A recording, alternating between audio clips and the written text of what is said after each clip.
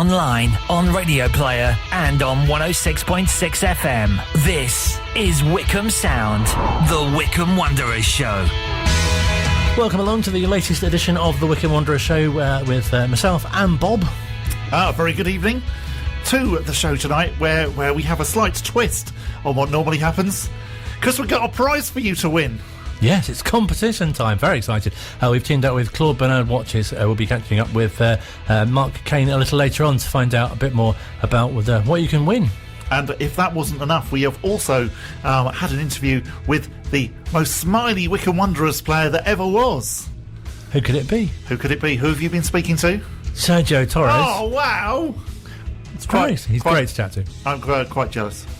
Was he very grinny and was his hair all blonde and curly? Yes, to both. Yeah, no, very, very jealous. I will also be hearing the thoughts of Gareth Ainsworth after both the Coventry City game and our visits to AFC Bournemouth. How was his hair?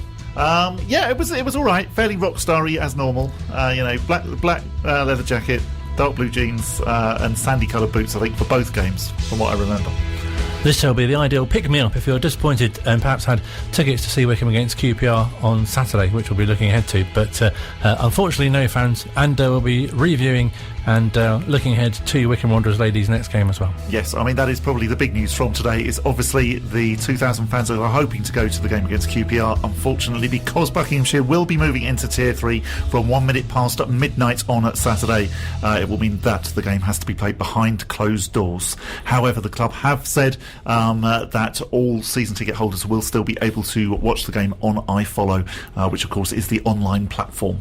It's really sad because obviously supporters were just sort of getting used to returning to games, and I'm sure the players were just getting used to having fans back as well. It's such a shame because, yes, I think we were all just getting used to it. It was wonderful on Saturday that 2,000 fans were in Adams Park. The noise that they made when there were 1,000 was quite impressive. The noise with 2,000, it almost sounded like a normal game. In fact, if you weren't really looking, I don't think you would have necessarily sort of thought, oh, that's a bit funny. Everybody's sitting quite a long way away from each other. And I think we all wondered whether actually you'd be able to get a chant going in those scenarios. Well, definitely the result is yes, you completely can, because the home support against Coventry on Saturday was wonderful and did sound really, really loud and impressive. And absolutely, it's so upsetting the news today that we've been moving into Tier 3 for all football fans, particularly given the fact that we've got a couple of home games coming up over Christmas, which I'm sure everybody was looking forward to. Christmas football, anyway, is a special thing, and the fact that it's going to be denied us does seem a little bit harsh. And especially disappointing for everyone involved in the club, who's obviously put so much work into getting the fans back as well. Yeah, absolutely. I mean, we've talked over the past couple of weeks just about how impressed we've been that the club have been so proactive, they've been so ready for this. As soon as they got the word that yes, they could let the fans in, they've been doing everything that they possibly could to make sure that actually 1,000 fans at the first game were in, and then 2,000 fans at the game on Saturday. It is a real shame. A shame for everybody. It was nice at Bournemouth, even though obviously there were no away fans there, but it still felt far more normal to have a crowd there, albeit that none of them really were of a Wycombe Wanderers persuasion, but that definitely felt better, and it was lovely to see the ovation that they gave Ryan Alsop both before the game and when he came out after half-time at both ends of the ground, because clearly he used to be an AFC Bournemouth player and is obviously very fondly remembered there. That's nice, isn't it, when players go back to their former clubs and are well received? Absolutely, it is lovely, and it's one of the things that we do miss, I think, and obviously it's one of the things that we are going to miss now on Saturday. Gareth Ainsworth clearly facing the club that he made the most appearances for, possibly one of those clubs that that holds him dearest to their heart, along with ourselves, Queen's Park Rangers. You just think, had times been normal, then yes, I'm sure he would have got an absolutely rousing reception from the town end QPR supporters. I know that they were very grateful for him to do the QPR online quiz during the first lockdown when he dressed up as Gene Simmons. He clearly has a lot of love for that football club in the way that he does about Blackburn Rovers as well, and also, of course, we've got to say, does about us. Absolutely. So we'll lift your spirits in the next hour. We've both had comments, haven't we, that people like the humour of the show. yes, which we were pleasantly surprised about. So shall we put it that way? We didn't realise there was any. But no, absolutely, we do our best. Yeah, no. Point out when there's humour. We can definitely. Yeah, okay. But yeah, unfortunately, if that's the right word, mood. We need to sort of drop the mood a little in that the last two games haven't produced any points, but they have produced many positive talking points, including Coventry, where there was a goal disallowed. Oh, and that was so annoying. Right at the end, Scott Cash kept tapping in, and then it was given offside. And really, when it was watched back, I think everybody felt that no, he was probably on, or at least level. One of those ones you do think, well, yes, if we'd had VAR, what would that have made of it? I'm not particularly a fan of VAR. I think it does hold up games. It's and also I think the way that it is applied is so ridiculous in that actually, yes, your fingernail can basically mean that you're offside. I don't think we want that, but at the same time, we want better officials than we have had so far. I know that Gareth in Leagues 1 and Leagues 2 constantly was calling for the fact that actually the officials should be full-time. We've now got those in the Championship, and they're not really very much better. So you do think, well, what is the next step? I definitely don't think that it's VAR. I think there is some happy medium maybe that you could have, but the way that VAR has been applied, I wouldn't want to see it in the Championship. Because after the previous game, we mentioned that it looked a little tired, and Gareth obviously made some changes. And I recall on my way to doing the classified football results, bit of self-plugging there, that I sent you a message saying this looked a really positive lineup, and I was saying, did you feel optimistic for a good score? And then you replied when 2-0 down, saying not now. Yeah, sorry, I was a bit busy when you contacted me. We must come back to the fact that you read the football results, because that's, I'm sure, something that not many people know. And also, it is quite an impressive thing, because there aren't that many people who read the football results nationally in the country. No. I think probably only about 3, and you are one of them. I'm especially looking forward to 4-5 against East Fife, which is this Saturday. Of course, well, again, that's the sort of thing I was going to ask you, so yeah, we'll come back to that. But yeah, it was good to see that actually very much the pack was shaken on Saturday. And it looked a strong lineup, didn't it? It definitely worked, yeah, it really did. Even the fact that Bayo wasn't starting, and we have said constantly that actually Wycombe need to come up with a different plan. We can't constantly rely on Bayo. He's 38 years old. Yes, he's still absolutely brilliant, but clearly we do need to have a plan B. And you could argue, I suppose, that actually we had to then go back and rely on the plan A, because obviously he came on after an hour. He replaced Alex Samuel. David Wheeler came on. Gareth McCleary came on as well for Horgan and Matt Bloomfield, just to try and get us back in the game. But we had been playing well. We had been creating the chances. It was a little bit, again, like the Preston game, where very frustratingly, actually, Coventry were given 2 opportunities to score that they shouldn't really probably have had, and they scored both of them. Bob spoke to the manager after the game to get his thoughts. Once again, we're talking about 2 goals really that the opposition didn't really have to work very hard about. No, at this level you can't gift goals. We unfortunate for the first one, little mistake. Let him in. He scored a great strike, Kelly. And then the set play. We've got to defend set plays better. We know that at any level. Look at the game last night in the Premier League. West Ham Leeds, all 3 goals, set plays. So if it's good enough for the Premier League, it's definitely good enough for the Championship. We've got to defend them better. Having said that, honestly thought we were a better team today. The opposition managers told me we were a better team. We've scored at the end. It's clearly onside. I don't know why the assistant referee has given that offside. It seems like nothing's going for Wycombe at the moment in the Championship, but in that second half of the season, believe me, if it does, we'll be more than capable of surviving, and I want to deliver survival to my owners, my fans, my players, and I'm sure we will. Would you like to see VAR introduced into the Championship? I would today, yeah, definitely.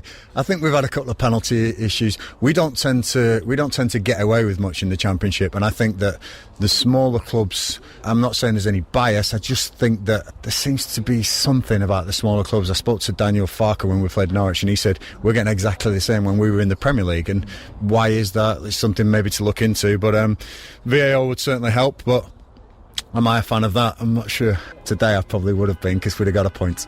And also, we never seem to get anything with regards to Bayo, who seems to get fouled a lot, but because of his size, referees never give anything. Listen, the big man can look after himself, and he's used to that. Like I say, 2 moments where I'm not happy, 88 minutes where I'm more than happy. And I'm sure the fans are too. The reception they gave the players coming off, and the positivity coming out of this place, I thought was excellent, and really pleased that the fans are back in.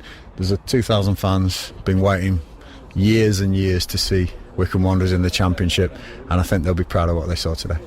I thought there was a very important moment just after the kick-off today where obviously Coventry and the referee forgot about taking the knee. When all of the players did then take the knee, everybody in the ground applauded and just showed that actually this club is completely united in support of that gesture.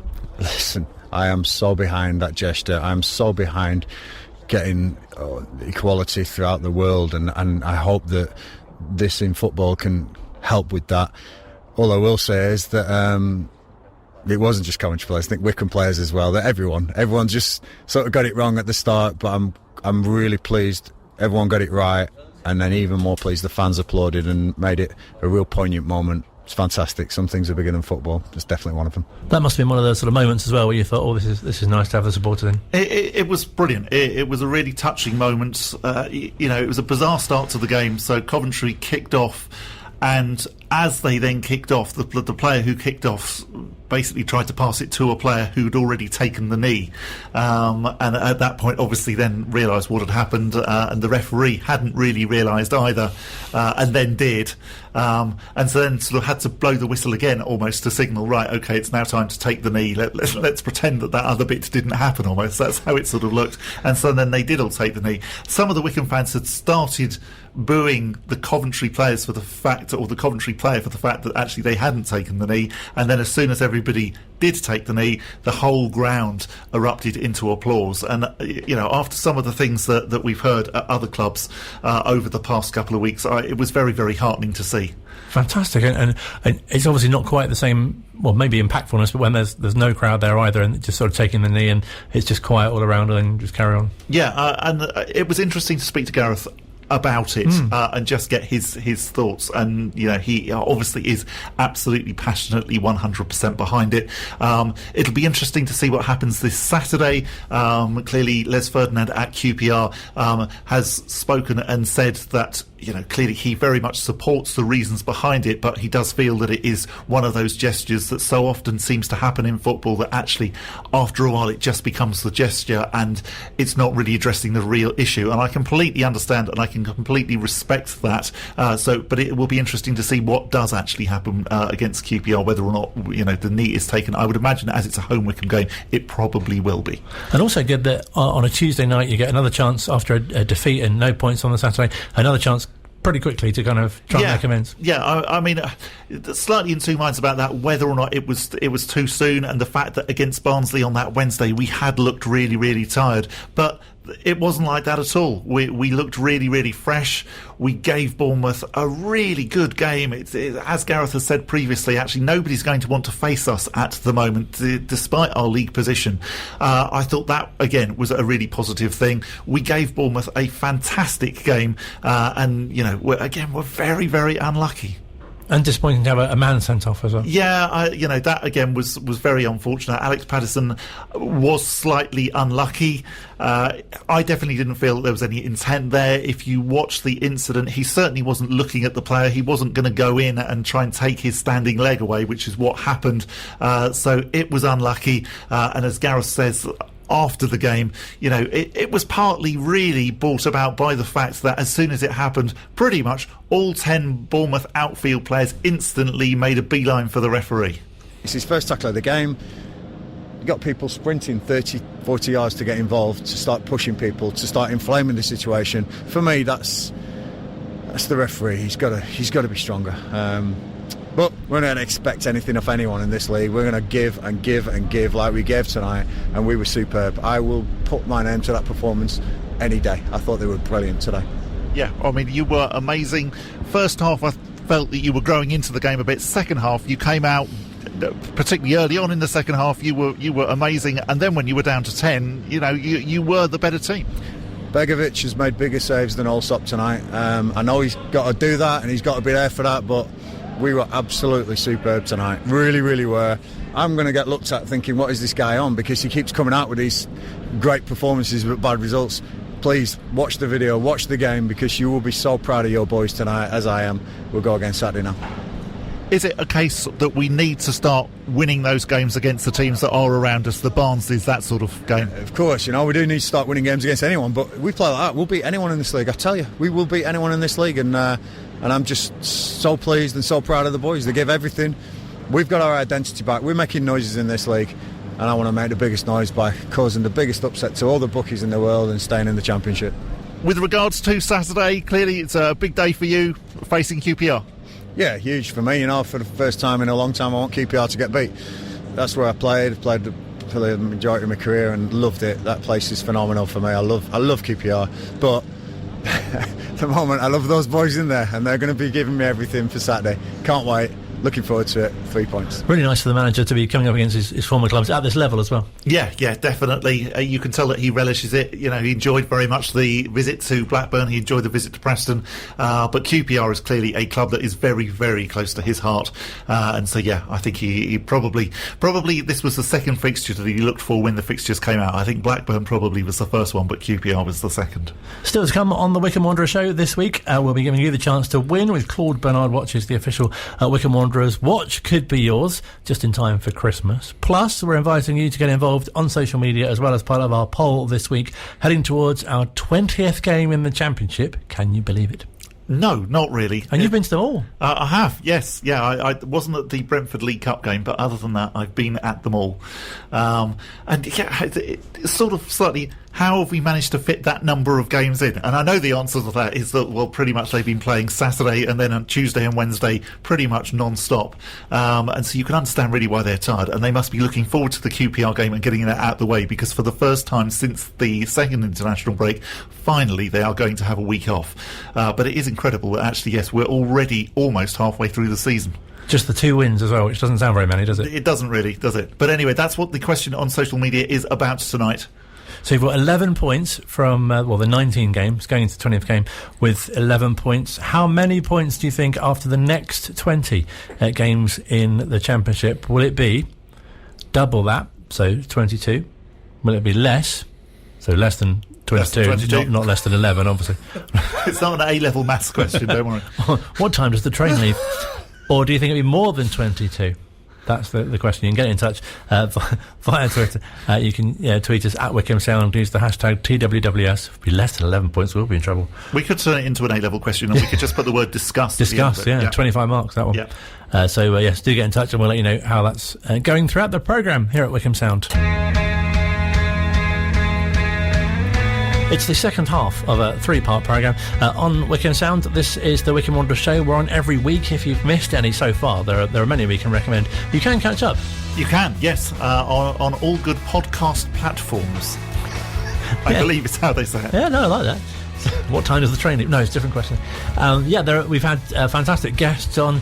Many thanks to Alan and JDT from the Ex-Players Association as well, who've liaised with us to speak to all sorts of people, ranging from Keith Scott, Glyn Creaser, all the way back to Len Worley. We've had players from the late 40s, early 50s, 60s, 70s, 80s and 90s, but we're yet to speak to a player from the 21st century. I love the way that you thought about this and then thought, we need somebody from the 21st century. Yes. We need someone representing the 2000s. And it sounds slightly superhero-ish when you say that about the 21st century.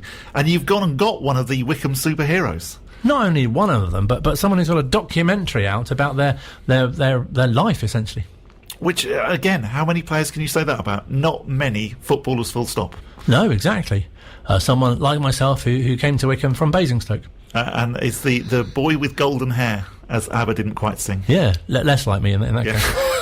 Yes, I wasn't describing you then. But fantastic to speak to Sergio Torres, who came to Wycombe in 2005, which, when you say it like that, does sound like a long time ago, doesn't it? It does, yes. 15 years ago. But you can still see his smile. And does it seem like a long time ago to him? That's the question. Yeah, no. It feels quite recent. To be fair, it was my first professional club, and of course, it's still very, very in my memory. Of course, my dream was to play professional, and it took me 2 years to achieve that dream. But I spent 3 amazing years at Wycombe, and I always have a special place in my heart. Because I think a number of supporters may have known kind of roughly the story. You came from Argentina via Basingstoke, but having watched the documentary, it's fantastic to know, even more about sort of the sort of struggles that you went through. And obviously, you came originally for a trial at Brighton and stayed with a number of other people before that as well. It's a fantastic way of kind of finding out what you've kind of been through to get to what you did at Wycombe, but also, your career since. Yeah, no, it's exactly what you said, and. I'm hoping with the documentary that people can see, if you have a dream, just to go for it and try your hardest to achieve it. That's the message. If you, I don't know, we say in football because football was my dream, but people in other kind of jobs or anything that you would like to do in your life, just try your best and don't get stuck in the day-to-day what you do because maybe you're not loving what you're doing. So that's the message. And I went through a lot, especially like we said, 17, 18 years ago when I didn't even have a mobile phone or I didn't have that contact with my family like we do it today. So that was the toughest thing, I think, for me. It was mainly the language, the barrier, but I saw it as an experience of life at the time, and I was like, I need to take in everything and learn. And 18 years, I'm still living in England, so I really enjoy my time. It probably wasn't funny at the time, but there's a great moment in the documentary where you're talking about you're standing outside the house at Norbury where you stayed, and that you went to the bedroom and then you found out that you were sharing a bed with someone else, but you said there was no cuddles. Yeah, that was my first night in England. To be fair, it wasn't what I was picturing in my head. I don't know. In Argentina, we heard of London, and I knew the Big Ben and the Tower Bridge and all that stuff. And then when I arrived, and the agent took me to his house in Norbury, which is South London near Croydon, and then I didn't know where I was. And then that first night I had to share the bed with a complete stranger. Was something like I said, I didn't expect it to be like that, but that first night was like, I was thinking in my head, what am I doing here? I was fine back home. Like, I had a job with my dad in the brick factory and all my friends. I had a good life, but it wasn't. I couldn't do what I loved to do, which was to play football. So I thought, I'd try my best. Hopefully, your accommodation arrangements were better at Wycombe. To be fair, John Gorman really helped me when I signed. Of course, the money wasn't very good because I was a bassist, and basically Wycombe offered me the same deal because they didn't know how I was going to do it. A league level, League 2 level. So I do after a certain game, I had an arrangement in the contract that if I do well, that hopefully get a bit more money. But because basically, I didn't have enough money. John Gorman came with me to see this family who really helped me. And I was living with them for 1 year. So it was, it really helped me as well to learn my English and improve my English. And I'm still in talking to them that they really helped me. You were talking about sort of fulfilling your dream. It must have been a great feeling when you signed for Wycombe. Yeah, no, that's that day it was a very special day. I played 2 years in non-league, hoping for that day to come. And like I said, John Gorman, I own everything to John Gorman. He put faith in me, and it's not easy, taking a player who was 2 league below. I was 24 already, so I wasn't a young kid. But John saw something in me, and then I said to him, I'm going to work as hard as I can to, not let you down. And then basically, for myself to make my dream come true. And I called my family, my friends back home and everything. And it was a very, very special day. I'm sure your first game is probably still very memorable. Yeah, it was at home against Cheltenham. We were 0-0, and John bring me on with half an hour to go, and then it finished 0-0. But the first ball I touched, I went past 2 players and I had a shot, and then I thought I scored. And I think that created a bit of excitement in the fans. And since that day, honestly, I couldn't believe the fans were singing my name straight away. It was a lovely, lovely memory. And I've honestly not known anyone before or since who had wigs of themselves that fans would wear wigs of the player. That must be quite strange for you to see. It was very strange. That was my second game, I think. I saw about 10 people wearing wigs, and I just couldn't believe it. I think my hair was at that time was very, very distinct and very unique. So people, I used to get called all sorts of things every time we play away. But I just took it as banter, and then the Wycombe fans really took it to their heart, and then they started selling some wigs in the club shop. But you were so popular with the fans as well, and obviously your style of play really excited people to watch as well. Yeah, no, the fans were amazing. Like I said, since the first day they started singing my name, and from going to play where 500 people were watching to 7,000-8,000 people, it was just, for me, it was just a dream. And then even when they were singing my name, I just couldn't believe it. So like I said, I spent 3 amazing years. I was, when I left, I was excited to go to play higher, because I always say to myself, be true to yourself and play as high as try to play as high as you can. But I was missing Wycombe so much, and that really affected me, because these 3 years, like I said, the fans, everyone at the club made me so welcome, my teammates, and it's a club that I really, really love. And the game against Chelsea must be so special as well. Yeah, well, I was coming from a knee injury for about 3 months. I didn't play, or I didn't train or anything. And I remember I started training the 1st of January, that New Year's Day. I remember talking to Paul Lambert, and I said, look, I'm going to give it a go, because, I can't seem to get better from my injury. So I just went through it, basically. And 9 days later, we played the first leg. He put me on the bench. I was so happy, I couldn't believe it. He bring me on the last 10 minutes. We managed to score. When I was on the pitch, we drew 1-1, and the second leg, again, 2 weeks later, was at Stamford Bridge, and that was just amazing. I came on half an hour to go, I think, and then I remember the game stopped, and then I was looking around, was Drogba, Shevchenko, Lampard, Makelele, was just players who, amazing players, and I wasn't sharing the same pitch. So it was, like I say, it's a special occasion for me as well. There seem to be so many different groups of former Wycombe players who have, very special sort of team groups of their time. And the team that you played with, the group of players, seems to be, obviously led by Tommy Mooney for a time, and that particular group. And I know, obviously, Russell Martin you're still friends with today, and that group seemed pretty special, didn't it? Yeah, no, it was, in football, you spend time in many dressing rooms.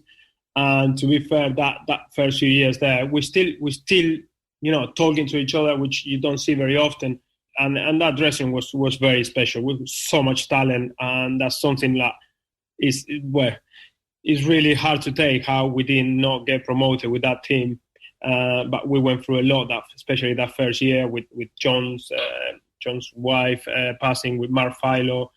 Yeah, passing was a very, very difficult year. But we still, like I said, we're still friends. We still got a group chat on WhatsApp that we always talk with Russ, with Blooms, which is unbelievable. It's absolutely Mr. Wycombe is a hero. He's still playing after so many years, and was so happy for him. He was good when I was playing with him, and he's still going strong.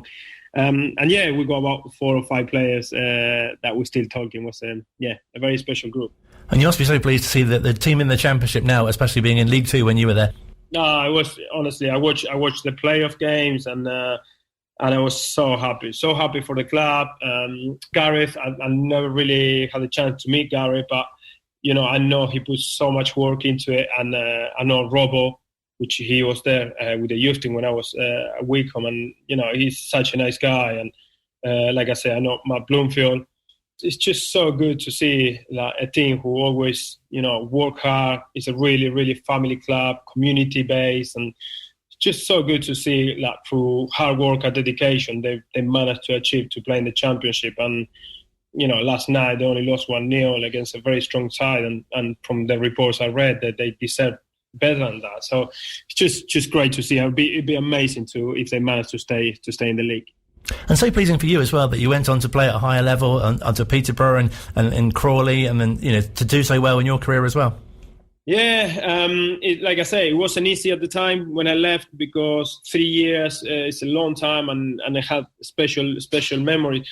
But at Peterborough, I was happy. I ended up playing the Championship about 15 games, which was the highest I ever played. But mentally, I went through a little bit of tough time, because I wasn't playing that much that first year at Peterborough, and it's not easy. It's not easy once you play nearly every game to go and not really play, or the manager don't take you to games. psychologically you struggle. But then my move to Crawley was amazing. It's similar to the feelings I got for Wycombe. Like we got promotions. We end up playing at Old Trafford in the FA Cup, which is probably the biggest game of my career. And then again, I fall in love with that club as well. It's got Wycombe and Crawley are very, very similar to me in what I was saying about the dressing room. It was another amazing dressing room, and it's just the clubs are very, very similar in what they do, how they are in the community, and special times for me as well there. And you've played for 3 managers, all with very thick Scottish accents as well. That must have been tricky for you. Honestly, I had so many Scottish managers in England that I could, from John Gorman, Darren Ferguson, Steve Evans, Paul Lambert. I just, I even had Mark McGee last year at Eastbourne Borough when it was 2 years ago, which is crazy. But it was the hardest one to understand was definitely Paul. I remember the first meeting we had was he talked for about half an hour, and I was like, I came out of that meeting and I understood one word, I think, and then I said to Brownie, the assistant manager, I said, "Can you please translate what he said?" It was so funny. So tell us how the documentary came about, because it really is a great watch, and you must be so pleased with how it's come out. Oh, brilliant! Thank you for giving it a watch. This guy Jasper, he's from the Netherlands, and a few years ago he sent me an email and saying if I ever thought about, and I was like, look, a lot of people told me about trying to do something, but I was like, I haven't got the money, and it costs. I presume it will cost a lot of money. So he said, I need to do a degree for my studies. And he said, have you heard of Kickstarter? I was like, no. He said, well, apparently through the fans, you can reach money. So I was like, well, we can give it a go. And that's how we came about, basically. And he said, we done the math, how much money we're going to spend on ticket to go to Argentina, to go money spent to go to Old Trafford and all the clubs around I played. And of course, buying some new equipment, a decent camera. And then, that's how we came about, really. And we managed to get £9,000 in 4 weeks, which was crazy. I couldn't believe how many fans from Wycombe, Crawley, Peterborough, all the clubs I play, and people who just tried to help me, friends, managed to reach that money. And it took us a year. We were traveling everywhere, and it was everything done by him and me, basically. We even had to put the goals up when we went to Crawley. The goals were not on the pitch, so it's just me and him like trying to put these massive goals. We nearly broke our hands, but it was really, really enjoyable, and I'm so pleased that after such a long time we managed to get it on few different platforms, Amazon Prime, Sky Store, and so people can see the story. And like I said, it's about dreams and about going for it. Because were there points, obviously it must be really reflective for you to be able to put the documentary together, but were there points when you started out in Argentina and you were you confident that you would end up at a league club, or where you thought, I could end up at Basingstoke Town or something? No, when I was playing back home, I tried in few professional clubs there to, because it's my country, and then I was like, I really want to play in the Premier League back then, but it just didn't. I went on trial to 3-4 clubs, and it's just it didn't happen. So it was so hard. That's why I decided to leave. But I never thought I would have the career I had, and I'm so pleased. And I never got to play in the Premier League, but for me, I don't know, having this 9-10 years I was professional, it's just I done what I love for 10 years and nothing more than just play football, and that's enough for me. Yeah, I think what's really nice about it as well, because as I say at the beginning, people may know kind of bits of your story, like so they may have heard that you worked at Boots, but it's fantastic to hear from your supervisor at the time and the couple that you stayed with in Basingstoke. Yeah, no, it's amazing, and I still really good friends, and that's one of the things. I met through football. I met so many friends for life, and so many people trying to help. I was really, really impressed with the kindness of the English people, especially having this Argentinian coming and going to the house from one of the fans, like living there, or working in boots, and the supervisor became one of my friends and still talking like the day of today. So it was, like I said, football not just gave me that, it also gave me my family, because I met my wife through football, going on a pre-season tour to Germany, thanks to Paul Lambert. Like how life, follow that little line. And then if Paul Lambert was never the manager at Wycombe, I will never be able to meet my wife and have kids like I got now. So yeah, it's just amazing. It's a lovely story. You couldn't understand the manager, but because of him, you've met your wife. Yeah, no, I did understand after a few weeks. You get used to it, don't you? I got used to it. Yeah, it's weird, but you got used to it. And Paul was brilliant with me. Was absolutely brilliant, and like I said, thanks to his contacts in Dortmund, I met my wife. I'm sure she's very grateful as well. Yeah, I invited him to the wedding, but he couldn't make it. Oh. I was going to say as well, there's really good use of music in the documentary. I think that really sort of helps with the mood, doesn't it? Yeah, like I said, Jasper has done an amazing job. He was only 23 a couple of years ago, and this is his first movie. And then, honestly, the music is amazing. We were happy. We were pleased with the songwriter that he helped us. Alistair Griffin is the main one that we used quite a few songs of him, and he was really happy to give it to us. Like I said, so many people help us to do this documentary, and then Jasper started an amazing job. And yeah, I'm so pleased for him. And there are some outtakes at the end, which are good fun as well. They're quite funny, yeah. So yeah, no, I hope people enjoy it. That's the main thing. There's a joke about a skeleton going to a party as well. Oh, it's awful. yeah, that's not a highlight. But there are some very good bits in it. It's a fantastic watch, and as you say, a brilliant kind of message for people about following your dreams. Exactly. That's the end message we want to send.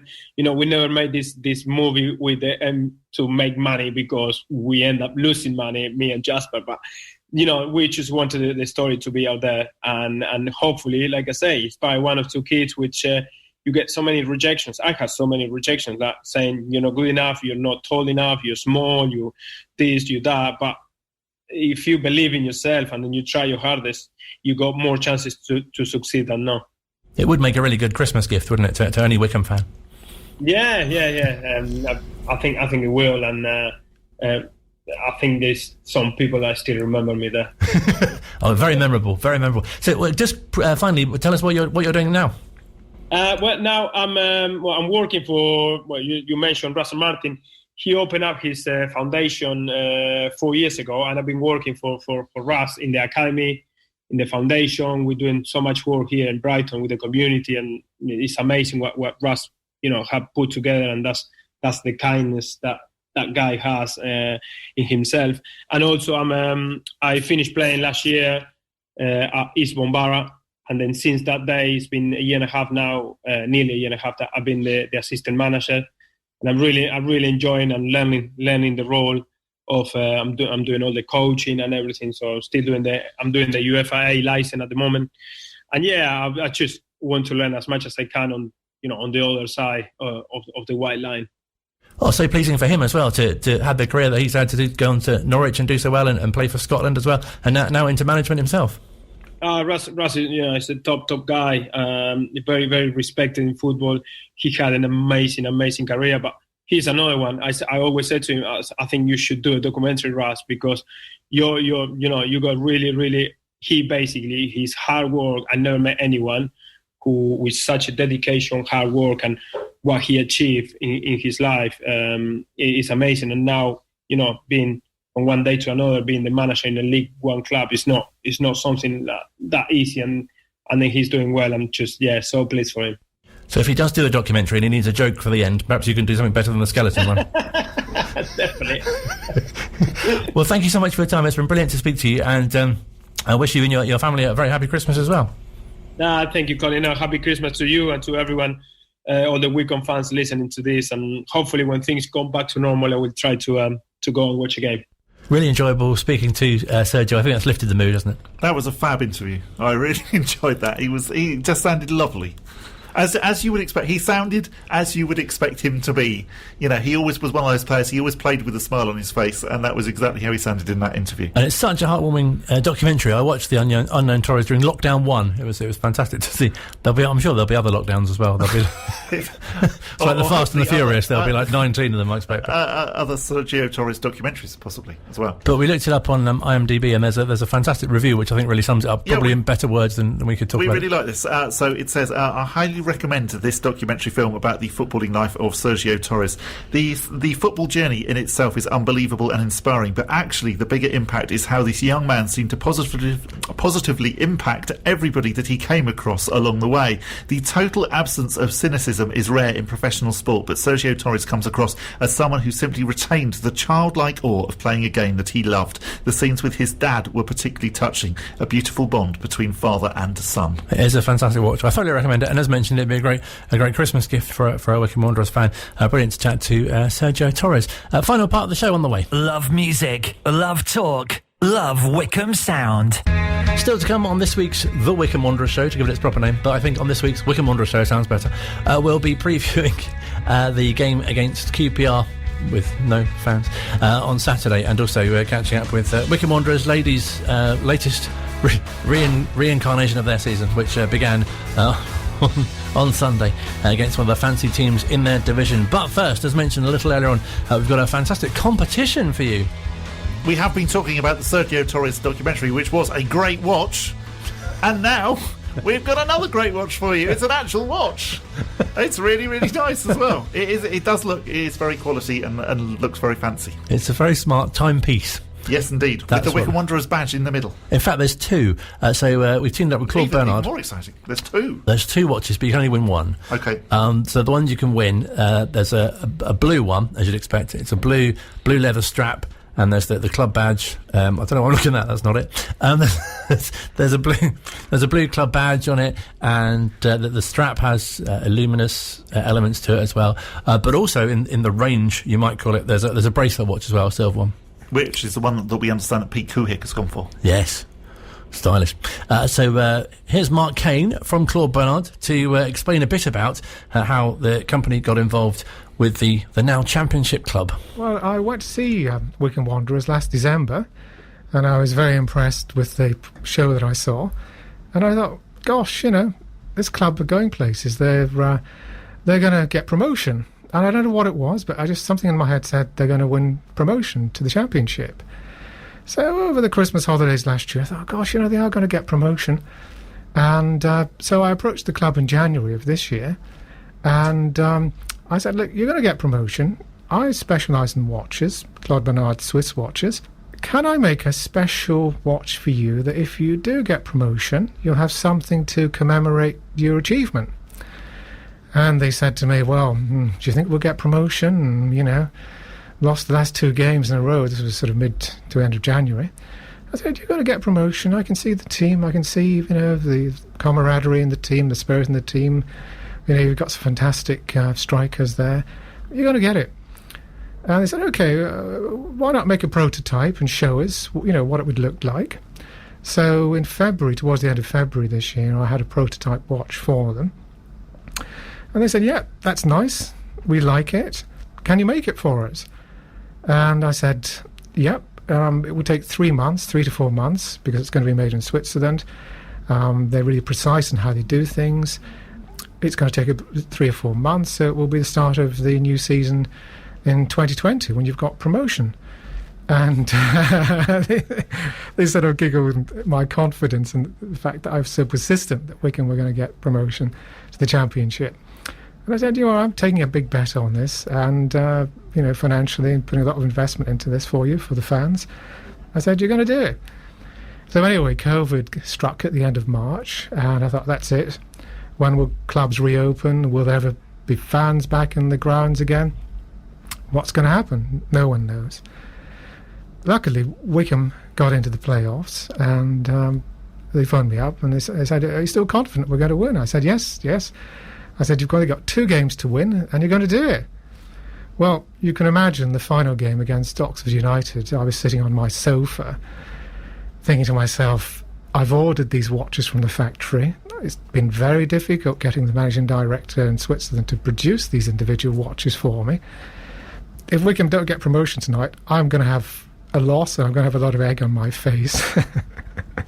Well, as you know, with the Jacobson penalty, they got through and they won. So that was it. Production cranked up. They made the watches and we got delivery just a few weeks ago. The watches, as I say, are made by Claude Bernard, the Swiss watchmaking company, last of the independent, family-owned Swiss watchmakers. So they're quite unique. And the boxing is made locally here in High Wycombe. The packaging is made locally here in High Wycombe. The artwork, the design, everything is local. So there's quite a good local content in the package. And I think the fans will be delighted because they're very high quality, very good finish, and it's something they can have for decades to come and show other people decades from now. Tell us about the watches themselves. You've got two that you brought along to show us. There's a bracelet watch and a leather strap one as well, which the leather strap is blue. Yes, the leather strap's blue, Wycombe blue. We matched the colours of the shirts, two shades of blue. They've got, both watches have the Wycombe logo on the front, and on the reverse of the watch we have, on the back of the watch we have again the Wycombe logo, and we have special commemorative writing saying Promotion 2020 on the back of the watch, and there is also space on the back of the watch to engrave your name. So that's quite a nice feature. A lot of watches today you can't actually engrave the back, there's not enough space or the metal isn't quite right. But these are good old watches that you can engrave the back of. We've left space for that, and you've got the special Promotion 2020 watch to show generations of Wycombe supporters and future the first time that we got into the championship in 133 years. And I think as well, the first thing that strikes you is the quality. They do look really smart, and you wear one yourself as well. I do. I'm very proud to wear this one. The quality is very high.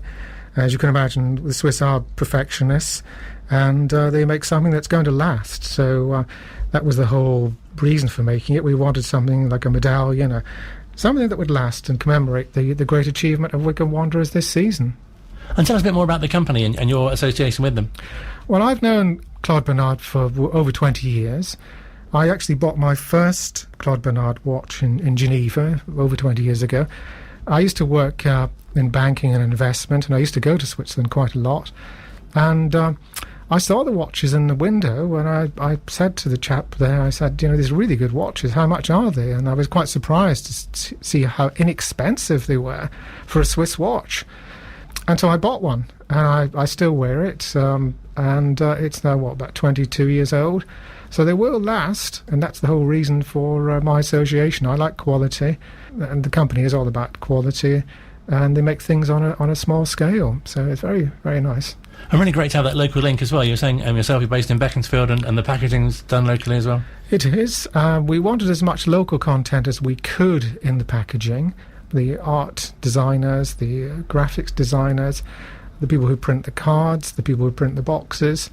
Every aspect we want as much local input, and it's just wonderful to see the quality locally that we can produce here in High Wycombe.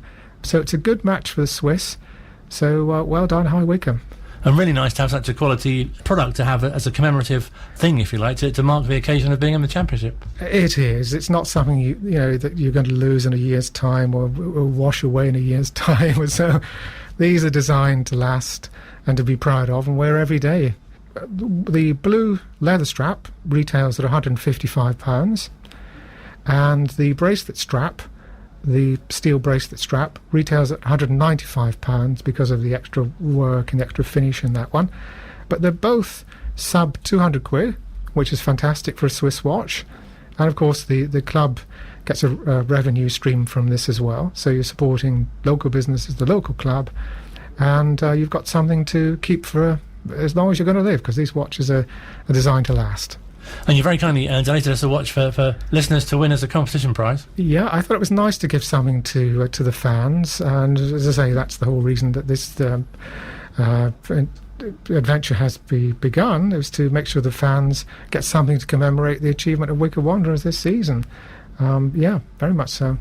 Mark Kane from the fantastic watch, the official Wycombe Wanderers watch, brought to us very kindly by Claude Bernard. He's based in Beaconsfield, and you have the chance to win the official Wycombe Wanderers watch. Here's how. OK, the question that we want you to answer to be in with a chance of winning the watch is, we want you to tell us the time that Wycombe's first goal was scored in the Championship. So it can either be the actual time that it was, or it can be the time in the particular game. We're being kinder, we're offering you either option. But what was the time of the first goal that we scored in the Championship? To enter, it is an email-only competition. You have to send your entry to the email address, which is twws@wycombesound.org.uk. That is twws, as in the Wycombe Wanderers Show, at wycombesound.org.uk. The competition is open until 1 minute past midnight on Monday. We're slightly taking a leaf out of Matt Hancock's book there. And we will announce the winner on Monday's mid-morning show here on Wycombe Sound. So if you're listening to the podcast and it's after Monday, you can't... Yes, absolutely. A bit like they say on ITV too. Exactly. If you're watching on Plus one. Don't vote. Don't enter. No. But yes, I will bring you the result on Monday, because I'm doing mid-mornings on Monday. And we'll feature the winner, obviously, on next week's show as well. So well worth listening out for that. It's a fantastic competition. It's a fantastic prize. We've also had a question with regards to the Sergio Torres documentary. The documentary is called The Unknown Torres. The Unknown Torres. If you search for that on the internet, then you should be able to find it. I think there is a website dedicated to the film. Yes, you can download it, or you can buy a physical copy. It's available on Amazon Prime as well, and Sky Store too. So there's plenty of opportunity if you get it. And as we said, it's to make a fantastic Christmas gift. And we haven't got very long, I know, so we should also mention Wycombe Wanderers ladies. Yes, we suddenly sped up, haven't we? I know. It's suddenly like, oh goodness. Any other business? Yes, quick. Indeed, we've only got about 2 minutes to go. This always happens on the show. Wycombe Wanderers ladies unfortunately lost on the weekend to Abingdon. Abingdon, however, though, are flying at the top of the Southern Region Women's Football League at the moment. They've played 4 and won 4, so they have 12 points. We are currently in 4th place, played 3, won 2, lost 1. We have 6 points. There are 4 other teams on 6 points in that division at the moment, which is quite impressive considering that there are actually only 10 teams in the division. At the weekend, they are home to the Winchester City Flyers. Quick mention for QPR. QPR, indeed. So, obviously, a very big game for Gareth Ainsworth, playing one of his former clubs. A side that clearly started okay, and very much the wheels seem to have come off over the past few weeks. So, fingers crossed. And if you were writing a movie script, say, of the year that Wycombe Wanderers have had, I think maybe you might make the finale Gareth meeting his old team just before Christmas, with Wycombe actually really, really, really needing the 3 points. And we got them again next month as well. We have, yes. The strange sort of like way that the fixture computer does these things. Yes, well, it's not very long that we have to wait until we meet them again. They are currently in 19th position in the Championship. In the 19 games so far this season, they have won 4, drawn 7, and lost 8. Their record is not particularly good over the last 5 games. They have lost 3 games and drawn twice, but of course we have a slightly worse record than that in our last 5 games now. We have lost 4 and drawn 1. Thank you very much indeed if you've been taking part in our Twitter poll this week. We asked you how many points you'd think Wycombe would get after their next 20 games. So after 40 games in the Championship, got 11 going into that. We gave you a number of options, including double that, 22, less than 22, or more than 22. Very pleased to report that the majority have gone with more than 22. Yeah, I think so, and you would really hope so, because by the time the 40 games comes round, if we're going to have any chance of survival whatsoever, we need to be slightly more in the sort of like the 40 mark, I would think. We'll be back on Christmas Eve, looking ahead to the festive fixtures, and give you another chance to hear our catch up, our chat with Martin O'Neill, which is definitely well worth another listen. Oh yes, it's that's one of those things I could listen to on repeat, because he's just got a nice soothing voice as well, hasn't he? And there are some very funny elements in that as well. Yeah, there are indeed. And if you want to listen to this one again, because again, I thought the Sergio Torres interview was excellent, I would like to listen to it again, so you can catch up with us on the podcast from all good podcast platforms. Enjoy.